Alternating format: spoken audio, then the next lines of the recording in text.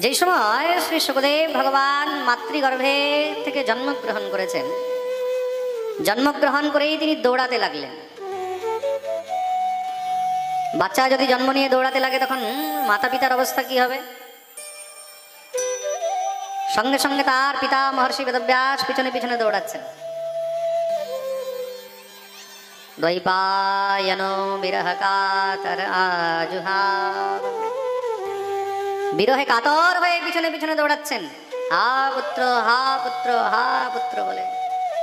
কিন্তু শ্রী শুকদেব প্রভু একবারও পিছনের দিকে ফিরেও তাকান না।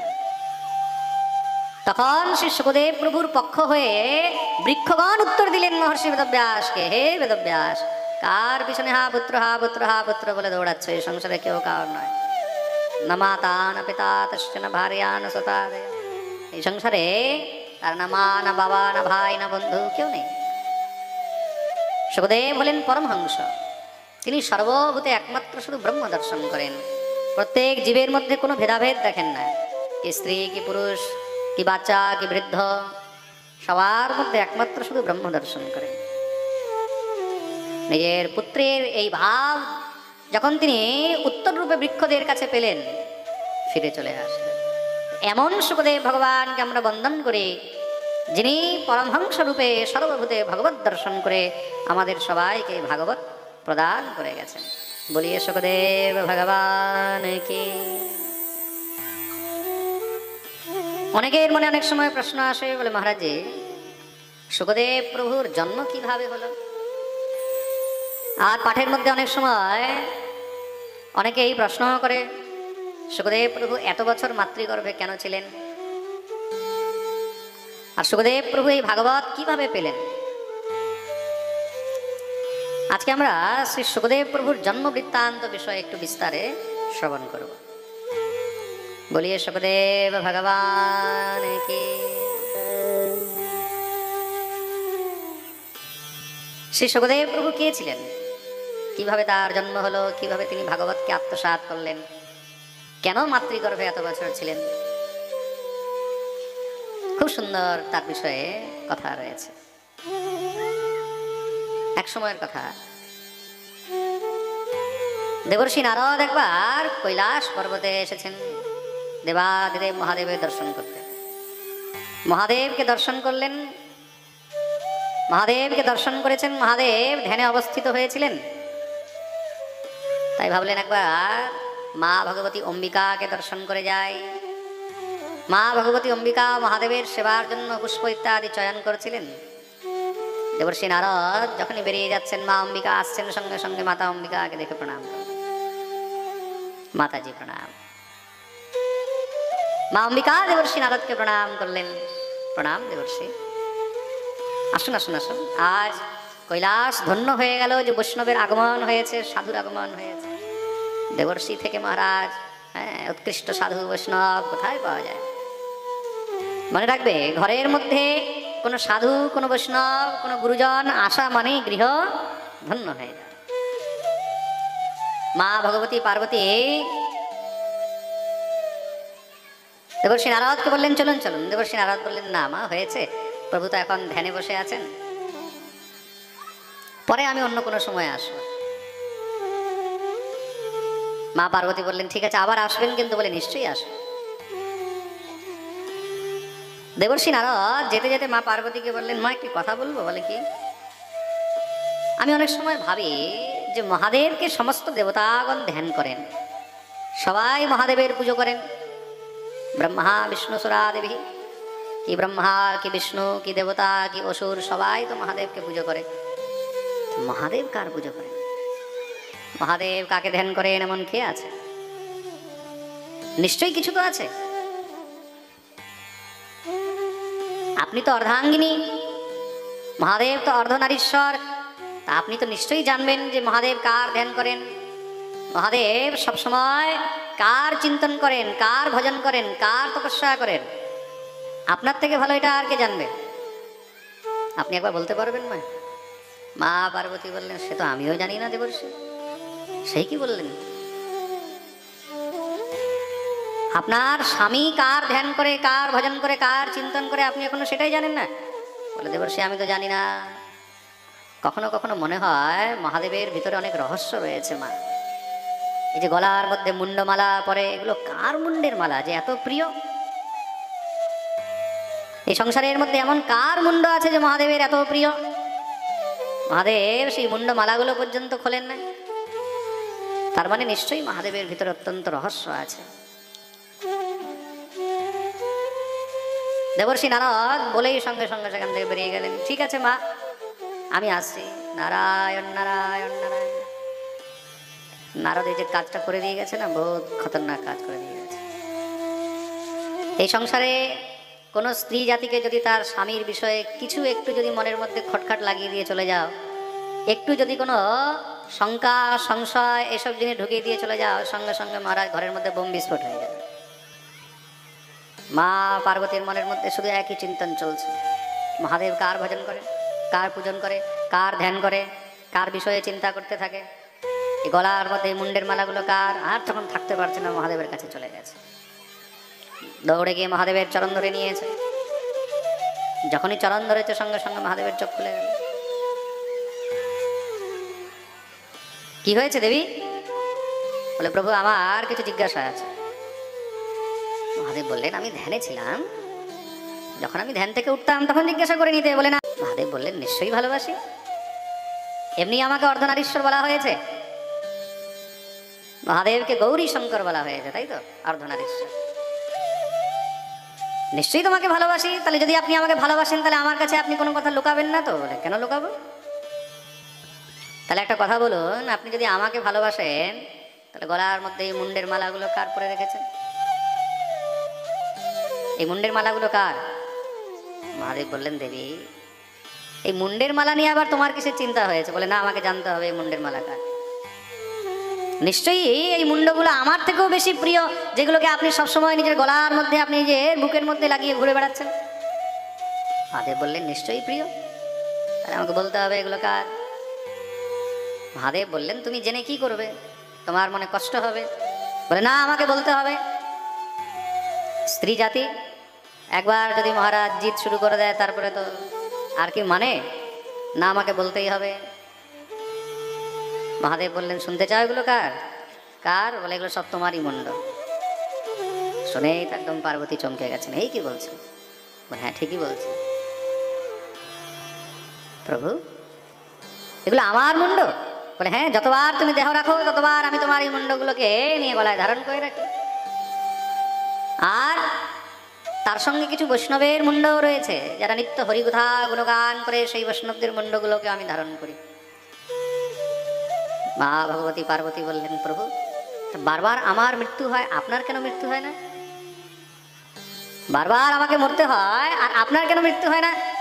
মহাদেব বললেন কেন কি আমাকে আমার প্রভুর কৃপা রয়েছে, আমি সে অমরত্ব প্রাপ্ত করেছি, তার জন্য আমার মৃত্যু হয় না। প্রভু এটা আপনার ভালোবাসা? আপনি নিজে অমর হয়ে রয়েছেন আর আমাকে সেই বিদ্যা বলছেন না যে অমর কি করে হওয়া যায়? আমিও তো অমর হতে চাই, আমিও আপনার সঙ্গে এইভাবেই যেন সবসময় থাকতে পারি। আমাকে সেই অমরত্বের কথা বলতে হবে, আমাকেও সেই বিদ্যা দিতে হবে। মহাদেব বললেন দেবী সে তো সম্ভব নয়। বলে নিশ্চয়ই আপনি যার ধ্যান করেন, যার পুজো করেন, আপনি সবসময় যার চিন্তন করেন, তিনি আপনাকে অমরত্ব দিয়েছে। তিনি কে? আমাকে তার নাম বলতে হবে, আমি সেই রহস্য জানতে চাই। কি করে অমর হওয়া যায়? আর আপনি কার ধ্যান করেন? মহাদেব বললেন দেবী এ তো বলা যাবে না। বলে না, আমাকে বলতেই হবে। ত্বমেব পূজ্যসে লোকৈর ব্রহ্মা বিষ্ণু সুরাদিভি নিত্যং পঠসি দেবেশ কস্য স্তোত্রম মহেশ্বর। নারদ পঞ্চরাত্রের মধ্যে বলা আছে। আপনি কার ভজন করেন, কার পুজো করেন, কার চিন্তন করেন, কার কৃপায় আপনি অমর হয়ে আছেন, কৃপা করে আমাকে বলুন। মহাদেব বললেন দেবী এ তো বলা সম্ভব নয়। কেন? এটা খুব গোপনীয় তথ্য। স্ত্রী স্বভাবান মহাদেবী পুনস্ত্বম পরিপৃচ্ছসি গোপনীয়ম গোপনীয়ম গোপনীয়ম প্রয়ত্নতঃ। স্ত্রী স্বভাববশত চঞ্চল হয়, স্ত্রীর ভিতরে কোনো কথা টিকে থাকে না, তার জন্য তোমাকে বলা উচিত নয়। কেন? এগুলো খুব গোপনীয় রহস্য। স্ত্রী জাতিকে তুমি যতই গোপনীয় কথা বলো না কেন, কোথাও না কোথাও সেটাকে ফাঁস করেই দেয়। প্রেম সে বলো রাধে রাধে, বলো না আরো জোরে, আরো জোরে, আরো জোরে, জয় জয় শ্রী রাম। গোপনীয়ম গোপনীয়ম গোপনীয়ম প্রয়ত্নতঃ, এটা অত্যন্ত গোপনীয় জিনিস। বলে না, আপনাকে বলতেই হবে। মহাদেব বললেন দত্তে চ সিদ্ধিহানি স্যাৎ তস্মাৎ যত্নেন গোপয়ে। এটা বলা যায় না, বললে সিদ্ধি নষ্ট হয়ে যায়। নিজের সিদ্ধি, নিজের সম্বল, নিজের সাধনা, এগুলো কাউকে বলতে নেই। আচ্ছা, কাউকে আমি পর হয়ে গেলাম, আমি আবার কেউ হয়ে গেলাম? অর্ধাঙ্গিনী আমাকে বলছো, নিজেকে অর্ধনারীশ্বর বলছো, আমাকে বলবে না? একদম মুখ ফুলিয়ে বসে গেছে। মহাদেব দেখলে তো মহা সমস্যা হয়েছে। মহাদেব বলল, আচ্ছা আজকে কেউ এসেছিল কৈলাসে? বলে হ্যাঁ, দেবর্ষি এসেছিলেন, বুঝে গেছেন, কাজ হয়ে গেছে। ওই বেটাই আগুন লাগিয়ে গেছে।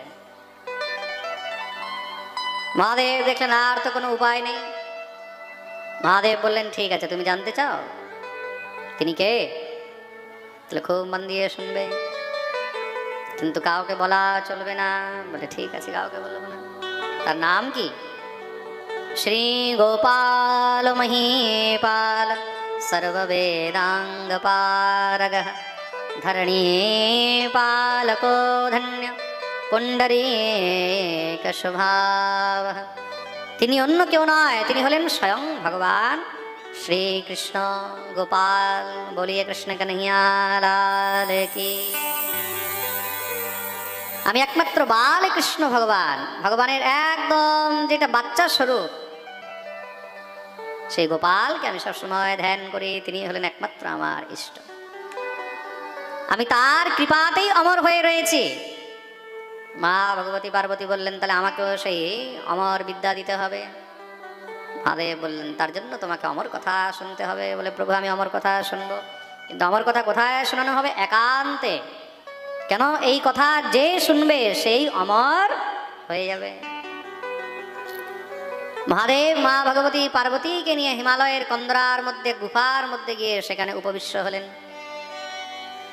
মহাদেব নিজের ত্রিশূল চারদিকে ঘুরিয়েছেন। সেই ত্রিশূলের তেজ, তার সেই মহারাজ প্রকাশ, সেই তেজের কারণে সেখানে যত জীব জন্তু পশু পক্ষী কীট পতঙ্গ ছিল সব গুফা থেকে বেরিয়ে গেছে। আর সামর্থ্য হয়নি যে সেখানে টিকে থাকতে পারবে। ছোট ছোট পিঁপড়ে থেকে নিয়ে সূক্ষ্ম সূক্ষ্ম জীব পর্যন্ত সব বাইরে গেল।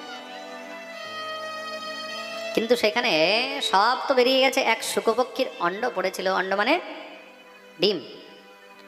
এখন ডিম এমন বস্তু, সেটা না জড় না চেতন, আধা জড় আধা চেতন। তার মধ্যে প্রাণও থাকে, আবার সে চলতে ফিরতেও পারে না। ডিম চলতে ফিরতে পারে, কিন্তু তার মধ্যে প্রাণও থাকে, তার মধ্যে জীবও আছে। একটি ডিম সেখানে পড়েছিল, শুকপক্ষীর, তোতা পাখির, টিয়া পাখির। দেবাদিদেব মহাদেব মা পার্বতীকে নিয়ে বসলেন। দিব্য অমর কথা আরম্ভ হয়েছে। যেই জায়গায় মহাদেব মা পার্বতীকে অমর কথা শুনিয়েছিলেন সেই জায়গার নাম হলো অমরনাথ। সেখানে ভগবানের নাম হলো, মহাদেবের নাম অমরনাথ। বলি অমরনাথ ভগবান কি। তার জন্য চারো যুগে অমরনাথ ভগবানের প্রভাব রয়েছে। যতই মহারাজ ঘোর কলিযুগ হোক, যতই কিছু হোক, অমরনাথ ভগবান কখনো না শেষ হবেন না লুপ্ত হবেন। তার জন্যই তার নাম হলো অমরনাথ। কি নাম? দেবাদিদেব মহাদেব মা পার্বতীকে দিব্য অমর কথা শোনানো আরম্ভ করলেন। অমর কথা শোনাচ্ছেন। এবার আস্তে আস্তে মহাদেবের ধ্যান লেগে যাচ্ছে, সমাধি লেগে যাচ্ছে। মহাদেব মা পার্বতীকে বললেন দেখো, আমার কথা শোনাতে শোনাতে আমার যদি ধ্যান লেগে যায়, যদি সমাধি লেগে যায়, আমি তো বলতে থাকবো, বুঝতে পারবো না। অনেক সময় ধ্যানে বলতে থাকছি, তা আমি বুঝবো কি করে তুমি শুনছো কিনা? মা পার্বতী বললেন চিন্তা করেন না, আমি মাঝে মাঝে হুঙ্কার দিতে থাকবো, হ্যাঁ হ্যাঁ হুম হুম, আপনি বুঝে যাবেন যে আমি শুনছি। বলে হ্যাঁ, এটা ঠিক। মহাদেব শোনাচ্ছেন, মাঝে মাঝে মহাদেব জিজ্ঞাসা করেন দেবী শুনছো তো? হুম। শুনছো? হুম হুম। এদিকে সে যে ডিম পড়েছিল ওই অন্ডের মধ্যে যেই জীব ছিল সেই জীব সেও আমার কথা শুনছে, তার মধ্যে চেতনা রয়েছে, সেও আমার কথা শুনছে। দিনের উপরে দিন বেরিয়ে যাচ্ছে, একদিন হলো, 2 দিন হলো, ওখানে তো অনবরত চলছে। এখন যত দিনের উপরে দিন বেরোচ্ছে মহারাজ, আস্তে আস্তে সেই অন্ড থেকে সেই শুকপক্ষী বেরিয়ে গেছে। 2 দিন হয়ে গেল, 3 দিন হয়ে গেল, আস্তে আস্তে মা পার্বতীরও ঘুম পেয়ে গেছে। আচ্ছা, পাঠের মধ্যে দেখবে অন্য কিছু হোক না হোক ঘুমটা খুব বেশি পায়, তা মা পার্বতীও ঘুমিয়ে গেছে, ঠিক না? পাঠের মধ্যে 2টা অতিথি না ডাকলেও চলে আসে। এই 2 অতিথিকে, এই 2জন হলো ভাই বোন, এক হলো আলস্য আর এক হলো নিদ্রা। এই 2 ভাই বোন না ডাকলেও চলে আসে। পাঠের মধ্যে তুমি বসলে আর বসতেই দেখবে সঙ্গে সঙ্গে সব থেকে আগে ভাই চলে আসে। সব থেকে আগে আসে ভাই। দিদি আগে ভাইকে পাঠায়, বলে যাও তুমি গিয়ে আমার জন্য জায়গা তৈরি করো। তা আলস্য যখন আসে তখন সোজা থেকে আস্তে আস্তে টেড়া হতে লাগে, আস্তে আস্তে তারপরে এমনি হতে লাগে, তারপরে কেউ কেউ এমনি হতে লাগে।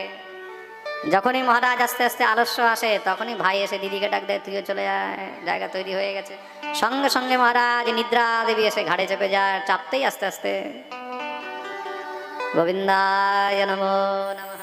তা এই 2জন থেকে যদি বাঁচতে হয় তাহলে শুধু একটি উপায় আছে, কি? পাঠের মধ্যে মধ্যে যখন যখন ভগবানের নাম হয়, জয় জয়কার নেওয়া হয়, উচ্চস্বরে বলা উচিত, জয় জয় শ্রী রাধে। বলে মহারাজ দোনো হাত উপরে কেন করতে হয়? বলে হাতগুলো উপরে করলে শরীরের আলস্যটাও মহারাজ দৌড়ে পালিয়ে যায়, তার জন্য দোনো হাত উপরে করে একদম উচ্চস্বরে। মা পার্বতীর ঘুম পেয়ে গেছে, মা পার্বতীর ঘুম পেয়ে গেছে। এখন মহারাজ ঘুমিয়ে গেছেন, মহাদেব পাঠ চলছে। চলতে চলতে এবার মহাদেব জিজ্ঞাসা করছেন, দেবী শুনছো?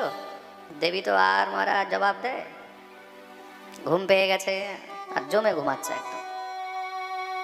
মহাদেব আবার বলছেন, দেবী শুনছো? 2 বার যখন জিজ্ঞাসা করলেন কোনো উত্তর দিলেন না মা ভগবতী পার্বতী। সেই শুকপক্ষী বসেছিল মা পার্বতীর পিছনে চুপচাপ বসে বসে মনে মনে ভাবছে, যদি মাতাজি কোনো উত্তর না দেয় তাহলে তো মহাদেব পাঠ বন্ধ করে দেবে, তাহলে আর আমার কথা আমার শোনা হবে না। তাহলে যখনই মহাদেব আবার জিজ্ঞাসা করেছেন, দেবী শুনছো? সঙ্গে সঙ্গে পিছন থেকে সেই শুকপক্ষী আওয়াজ দিয়েছে, মহাদেব বলতে আরম্ভ করেছে। দেবী তো আরামসে ঘুমিয়ে আছে, মহাদেব আমার কথা বলছেন। সেই শুকপক্ষী শুনছে। দেখতে দেখতে মহারাজ 3 দিন, 4 দিন, 5, 6, 7 যখনই মহারাজ সম্পূর্ণ হলো, সঙ্গে সঙ্গে মহাদেব যখনই অন্তে জয় ধ্বনি দিয়েছে, জয় জয় শ্রী রাধে, সঙ্গে সঙ্গে একদম মা পার্বতী চমকে উঠেছেন। কি হলো, কি হলো, কি হলো? মহাদেব বললেন, কি হলো? আমার কথা পূর্ণ হয়ে গেল, তুমি এখন জিজ্ঞাসা করছো কি হলো? বলে প্রভু আপনি বলছিলেন ওই যে সূর্যবংশ চন্দ্রবংশ, ওই তারপরে সূর্যবংশ চন্দ্রবংশ, এখনো তুমি ওইখানেই পড়ে আছো, এখানে পুরো আমার কথা শেষ হয়ে গেল? তাহলে এই আমার কথা শুনলো কে? বলে প্রভু আমি তো ঘুমিয়ে গেছিলাম। তুমি ঘুমিয়ে গেছো, তাহলে হুঙ্কার কে করলো? তার মানে নিশ্চয়ই এখানে কোনো চোর আছে, যে চুরি করে এই কথা শ্রবণ করেছে। তাকে আমি ছাড়বো না, এক্ষুনি তাকে মৃত্যুদণ্ড দেব। বলে যখনই মহাদেব ত্রিশূল হাতে নিয়েছে, নিতেই সেই শুকপক্ষী ভয়ে মহারাজ দৌড়াতে লেগেছে। সঙ্গে সঙ্গে মেরেছে মহারাজ দৌড়, সোজা এখান থেকে উঠতে উঠতে উঠতে উঠতে একদম মহারাজ আকাশে। মহাদেব থেকে কি আর আকাশে উড়ে বাঁচা যায়? মহাদেব আর পিছনে পিছনে দৌড়াচ্ছেন। रुक जा चोर कहीं के, दुष्ट चोरी से कथा श्रवण करता है। কখনো চুরি করে বা ব্যাসপীঠের পিছন থেকে কোনো সময় পাঠ শ্রবণ করতে নেই, এটাকে পাঠের চুরি বলা হয়। সব সময় মহারাজ বক্তার সম্মুখে, বক্তার সামনে বসেই পাঠ শ্রবণ করা উচিত। এটা হলো পাঠের নিয়ম। প্রেম সে বলো রাধে রাধে। আপনাদেরকে আরেকটা কথা বলি, কখনো পাঠকের উপরে বসে পাঠ শুনতে নেই, কখনো পাঠকের বা বক্তার উপরে বসে পাঠ শুনতে নেই। এই কারণে হনুমান, আমাদের শ্রী হনুমানজি মহারাজ, উনাকে পিশাচ হতে হয়েছিল জানো। শুধু পাঠকের উপরে বসে পাঠ শুনেছিলেন, বক্তার উপরে বসে কথা শ্রবণ করেছিলেন। এই কারণে ওনাকে কি হতে হয়েছিল? পিশাচ হতে হয়েছিল। কখন? ভগবান যখন অর্জুনকে উপদেশ দিচ্ছেন গীতার, হনুমান কোথায় বসেছিল? রথের উপরে। কোথায় বসেছিলেন হনুমান? রথের উপরে, ধ্বজার মধ্যে। তার নিচে কে বসে আছে? ভগবান বক্তা, শুনছে কে? অর্জুন শ্রোতা। আর হনুমান কোথায় বসে আছেন? উপরে। একমাত্র এই কারণেই হনুমানকে পিশাচ হতে হয়েছিল। কি হতে হয়েছিল? পিশাচ। পরে হনুমান যে মহারাজ পিশাচ ভাষ্য রচনা করেছেন, সেটা অনেক লম্বা চড়া কাহানি আছে, কথা তো অনেক, যত শুনবে ততই কম। প্রেম সে বলো রাধে রাধে। তার জন্য ভুলেও কোনোদিন বক্তার উপরে বসে, বক্তার পিছনে বসে বা লুকিয়ে কথা শ্রবণ করিতে নেই। মহাদেব ক্রুদ্ধ হয়ে তার পিছনে দৌড়াচ্ছেন। সেই শুকপক্ষী মহারাজ পুরো ব্রহ্মাণ্ড ঘুরে নিয়েছে, মহাদেব কোথাও পিছা ছাড়েনি। ঘুরতে ঘুরতে মহারাজ শুকপক্ষী এবার হাঁপিয়ে যাচ্ছে। উঠতে উঠতে যখন হিমালয়ের মধ্যে মহারাজ সরস্বতী নদীর তটে গিয়ে উপস্থিত হয়েছে, সেখানে সে সন্ধ্যাকাল হয়ে গেছে। সকাল থেকে উঠতে উঠতে উঠতে উঠতে মহারাজ সন্ধ্যাকাল হয়ে গেছে। সেখানে সরস্বতী নদীর তটে মহর্ষি বেদব্যাসের আশ্রম ছিল। মহর্ষি বেদব্যাসের স্ত্রী, তার নাম হলো অরণী দেবী। ভগবতী অরণী দেবী, সন্ধ্যাকাল হয়েছে। আগেকার দিনে সন্ধ্যার পরেই মানুষ ঘুমিয়ে যেত। সন্ধ্যা হলো, সন্ধ্যাবেলায় ধূপধুনা দিয়ে এবার সবাই খাওয়া দাওয়া খেলো। তখন তো আর কারেন্ট ছিল না, লাইট ছিল না, মোবাইল ছিল না, টিভি ছিল না, যে আমাদের মতন রাতভর মোবাইল টিভি এসবের মধ্যে লেগে থাকবে, জেগে থাকবে। মানুষ দিনের আলোর মধ্যে সব কাজ কমপ্লিট করে সন্ধ্যা হলো, বাস খাওয়া দাওয়া খেয়ে ঘুমিয়ে যেত। ভোরবেলায় সবাই 3টা 4টার সময় উঠতো। হ্যাঁ, আজকাল আমরা ঘুমাই মহারাজ 12টা 1টা 2টা পর্যন্ত। সকালবেলায় 8টা 10টার আগে কি আর চোখ খুলবে? আমাদের দৈহিক সমস্যা, আমাদের রোগ ব্যাধির কারণ কি? রোগ ব্যাধির কারণই হলো এটা। আজও আপনারা গ্রামে গঞ্জে যান, আজও গ্রামে গঞ্জে দেখবেন লোক সেখানে অনেক তাড়াতাড়ি খেয়ে দিয়ে ঘুমিয়ে যায়। পুরানো দিনের যে লোক আছে তারা দেখবেন আজও বেশি থেকে বেশি 6টা 7টা 8টার মধ্যে খেয়ে দিয়ে ঘুমিয়ে যায়। ওরা বেশি প্রপঞ্চ পছন্দ করে না, তার জন্য এখনো দেখবে তারা একদম ফিট থাকে। প্রেম সে বলো রাধে রাধে। ভগবতী অরণী দেবী, সন্ধ্যাকাল হয়েছে, মহারাজ বিশ্রামের সময় হচ্ছে। অরণী দেবী বসেছিলেন, হঠাৎ করে তার একটা হাই উঠেছে। হাই উঠে না এখন একটু আলস্য আসে। হাই উঠতেই সঙ্গে সঙ্গে সুখদেব প্রভু দেখলেন সব থেকে ভালো জায়গা, একদম সোজা মুখের মধ্যে গিয়ে ঢুকে গর্ভে চলে গেলেন, প্রবিষ্ট হয়ে গেলেন। মহাদেব ত্রিশূল নিয়ে দৌড়াতে দৌড়াতে এসেছেন।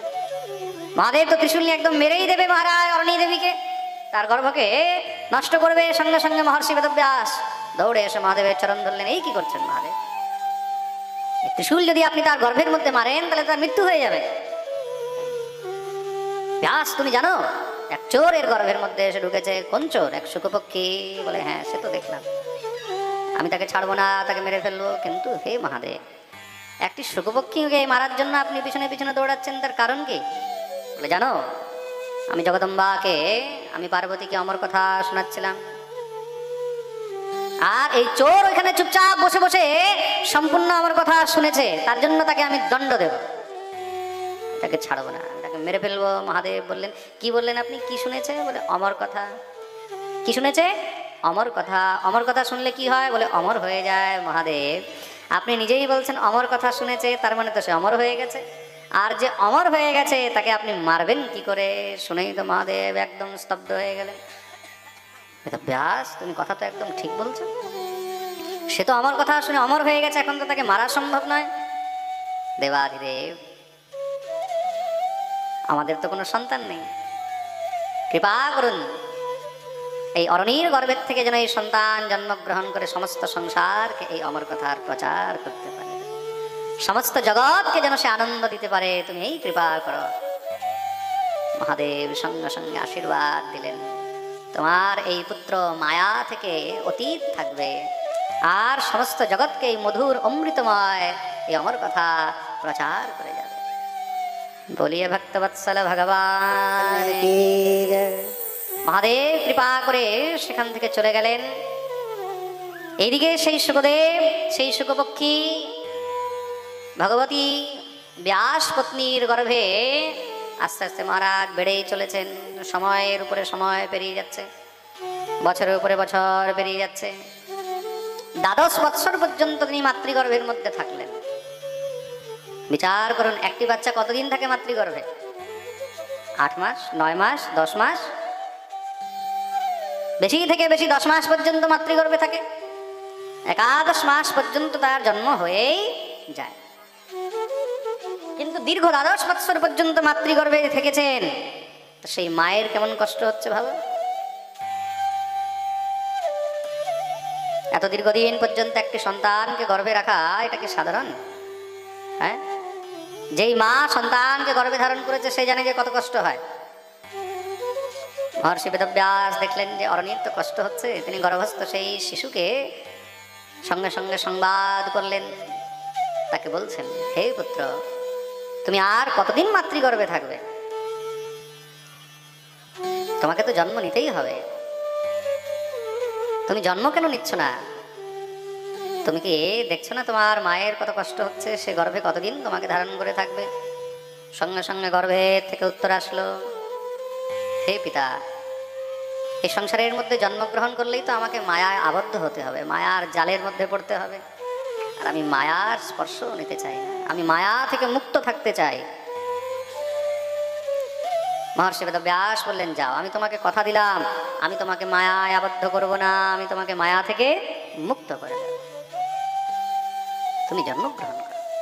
পিতার যখন মহারাজ বাণী শুনলেন, পিতার যখন বচন তিনি শুনলেন, বচনবদ্ধ পিতার কথা শুনে সঙ্গে সঙ্গে সেই শুকদেব মাতৃগর্ভ থেকে ভূমিষ্ঠ হয়ে জন্মগ্রহণ করেছেন। আর যখনই জন্মগ্রহণ করলেন, জন্মগ্রহণ করে দেখতে দেখতে কেমন লাগছে, তত্রা কদৌ ষোড়শবার্ষিকস্তদা, 16 বছরের মতন দেখতে লাগছেন একদম।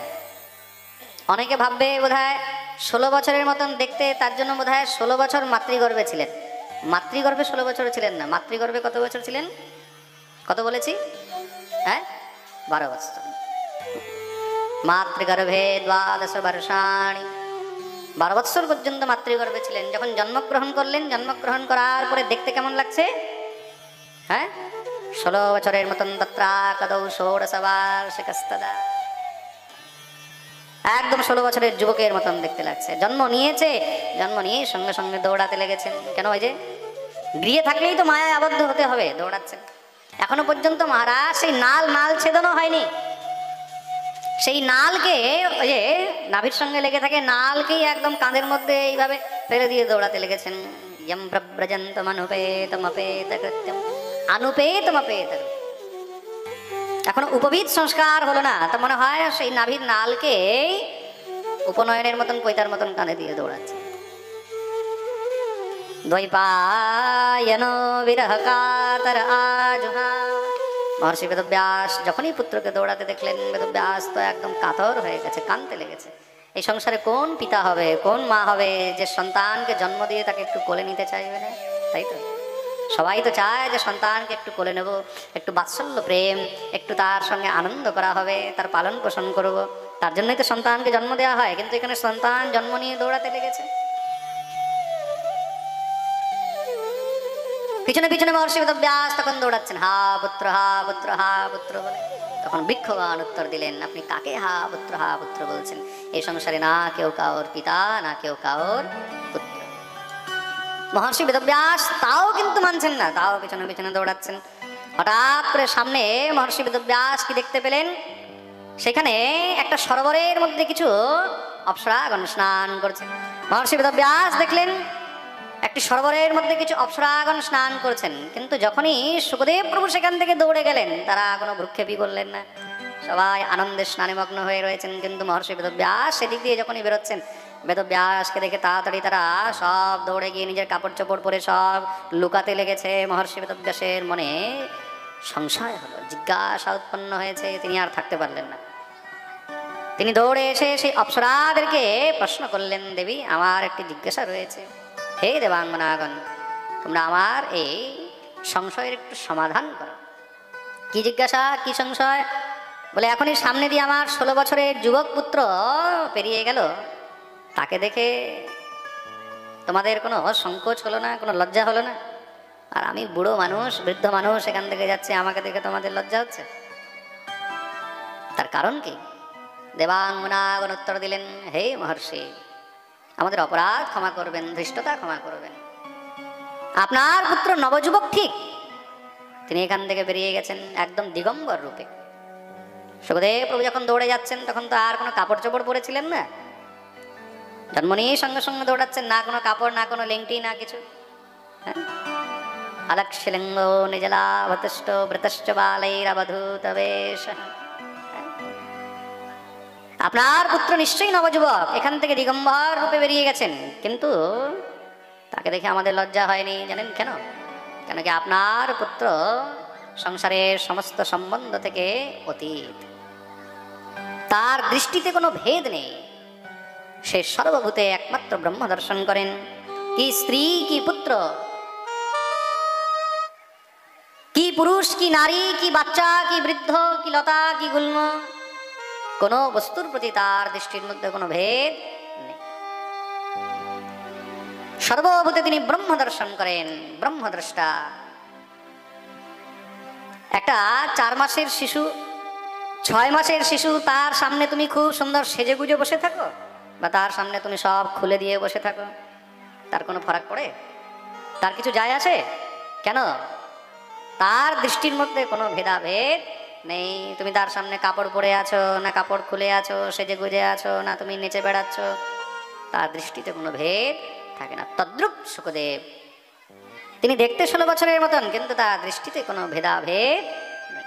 যার দৃষ্টিতে কোনো ভেদ নেই তাকে দেখে কোনো লজ্জাও লাগে না।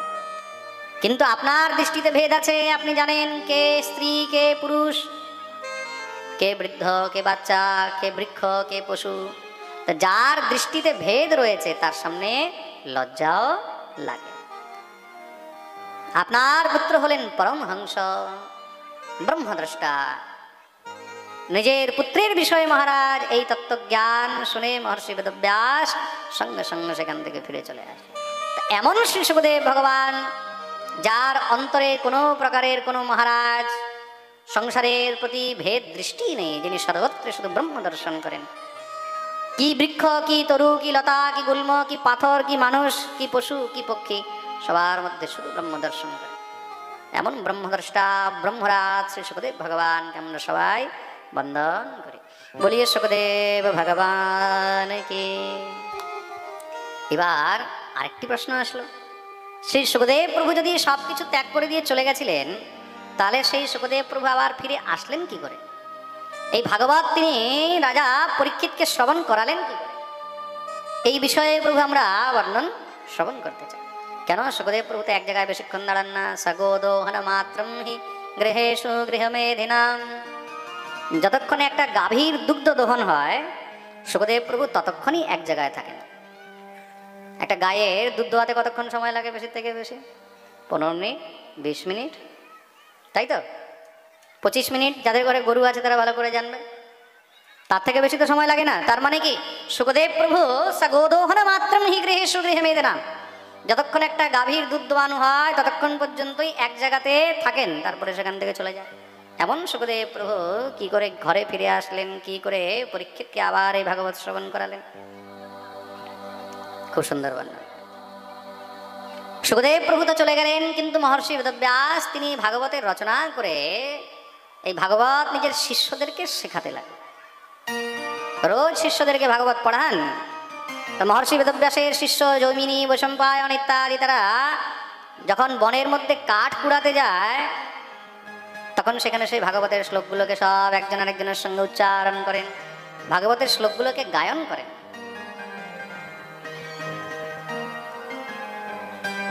আর একবার কি হয়েছে, সেই বনের মধ্যে কাঠ কুড়াতে কুড়াতে তারা সেই শ্লোকের গায়ন করছিলেন। সেখানে একটি শ্লোক তারা বলছেন, অহো বকীয়ম স্তনকালকূটম জিঘাংসয়াপায় যদপ্যসাদ লেভে গতিম ভাতৃচিতাম ততোন্যম কম্বা দয়ালুম শরণং ব্রজে। অহো বকীয়ম স্তনকালকূটম জিঘাংসয়াপায় যদপ্যসাদ। যখন এই শ্লোক শ্রী সুখদেব প্রভু শুনেছেন, পাশেই একটি গুফার মধ্যে সুখদেব প্রভু সেখানে বসে পরম তত্ত্বের ধ্যান করেছিলেন। তিনি নিরাকারবাদী ছিলেন। সুখদেব প্রভু কি ছিলেন? জোরে বলো। নিরাকারবাদী, নির্গুণ ব্রহ্মের উপাসনা করছেন। নিরাকার মানে যার কোনো রূপ নেই, যার কোনো রং নেই, যার কোনো আকার নেই। নিরাকারের প্রতি আসক্তি হয় না। খুব মন দিয়ে শুনবে, যারা অনাসক্ত সাধক হয় তারা নিরাকারের উপাসনা করে। নিরাকারের প্রতি কোনো আসক্তি হয় না। হবে আপনার ঈশ্বর, আপনার ইষ্টের যদি কোনো আকারই না থাকে তাহলে তার প্রতি কোনো আসক্তিও হবে না। কিন্তু যখন তার আকার হবে, যখন তার রূপ হবে, তখন তার প্রতি আসক্তিও হবে। প্রেম সে বলো রাধে রাধে। সুতরাং এই সংসারের মধ্যে প্রত্যেক ধর্মকে আগে বাড়তে হলে সেই ধর্মের মধ্যে আকার দিতেই হয়। আকার না হলে এই সংসারের মধ্যে তার প্রতি আকৃষ্টতাই থাকবে না। যিশু খ্রিস্ট কোনো ভগবানকে মানতেন না, কোনো দেবতাকে মানতেন না, কিন্তু যারা যিশু খ্রিস্টকে মানে তারা দেখবে প্রত্যেক চর্চের মধ্যে সেখানে যিশু খ্রিস্টের মূর্তি বানিয়ে রেখেছে। রেখেছে কিনা? আকার দিয়ে রেখেছে। কেন? আকার একমাত্র আকর্ষণ করে। আকার না হলে মানুষ নিজের ঈশ্বরকে, নিজের ইষ্টকে বুঝতেই পারবে না, তার প্রতি আকর্ষণই থাকবে না। তা যে নিজে কোনো দেবতা মানত না, যে নিজে কোনো মহারাজ আকৃতি মানত না, কোনো আকার মানত না, তার শিষ্য অনুযায়ী তার পন্থের মধ্যে এখন তারই মূর্তি সামনে লাগিয়ে পুজো করা হয়। হয় কি না? মোমবাতি জ্বালায়, ওখানে দেখবে কত কিছু ইয়ে করে, হ্যাঁ, হোলি ওয়াটার, হোলি ইয়ে, ওদের কত কিছু শুরু করে দেয়। তার মানে কি, যারা নিরাকারবাদের এই সংসারের মধ্যে প্রচার করছে আসলে তারাও সব মিথ্যাবাদী। তারাও হলো মিথ্যাবাদী। তারাও কিন্তু বাস্তবে আকারেরই পুজো করছে। ইসলাম ধর্মের মধ্যে আপনারা যখন দেখবেন তখন সেখানে কি দেখতে পাবেন? ইসলামের মধ্যেও সেখানে কোনো আকারের কিন্তু পুজো করা হয়নি। হয়েছে?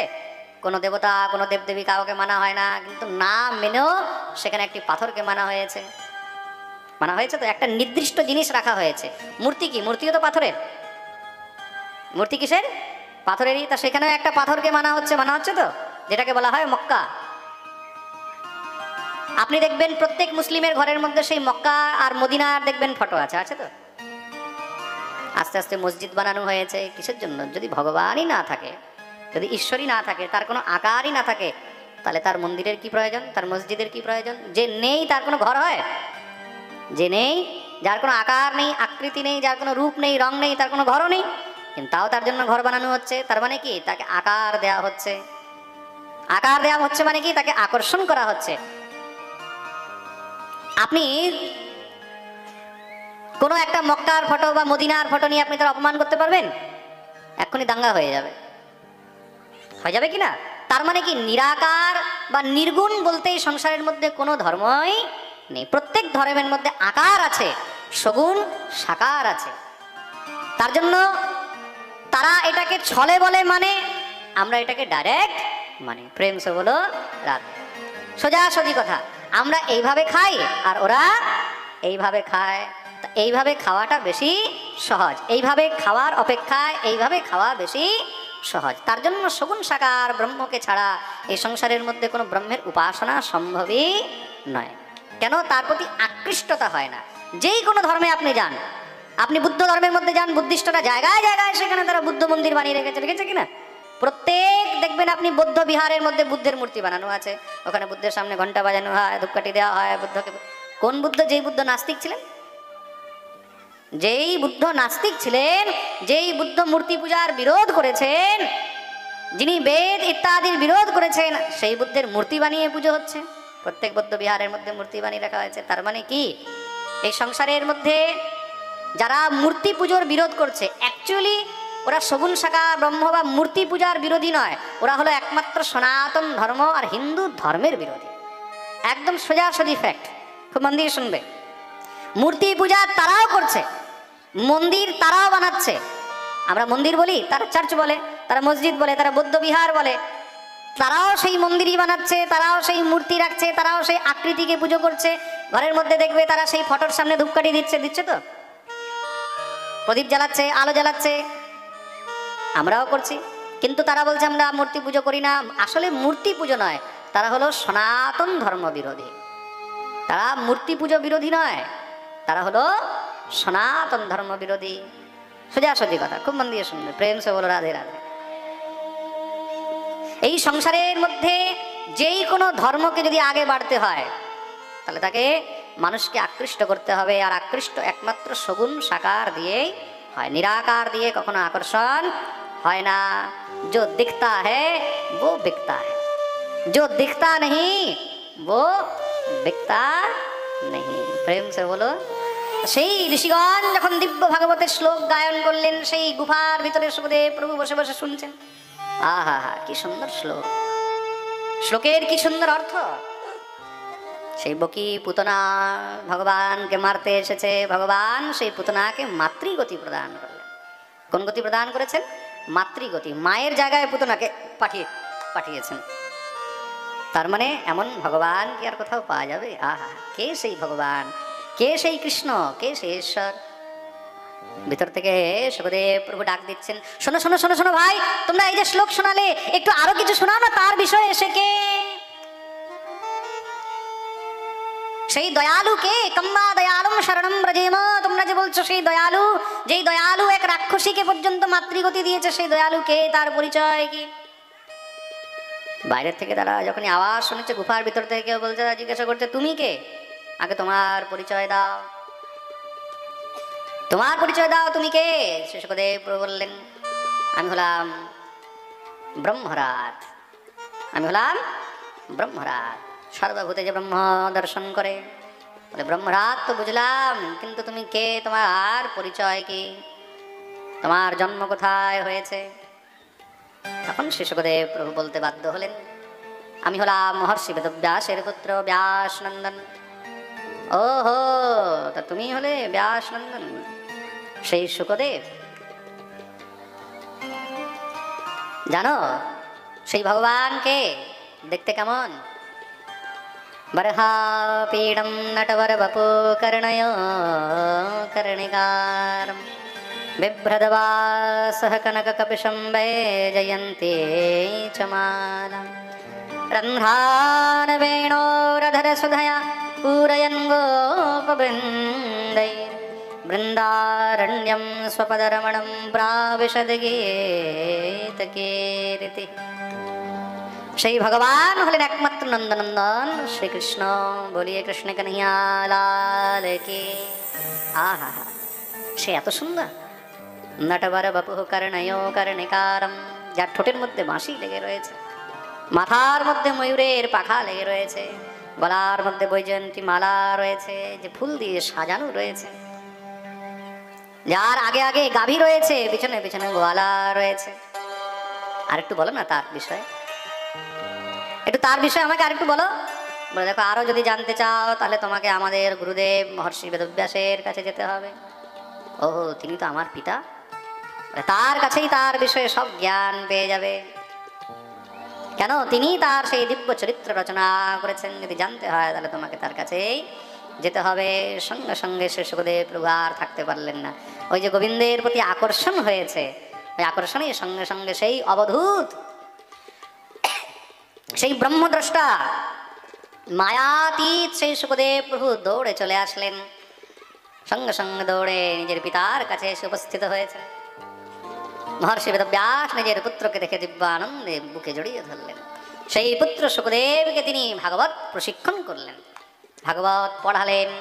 আর সেই সুখদেব প্রভু পরে গিয়ে সেই ভাগবত রাজা পরীক্ষিতকে শ্রবণ করিয়েছেন। বলিয়ে সুখদেব ভগবান কে জয়। জয় জয় শ্রী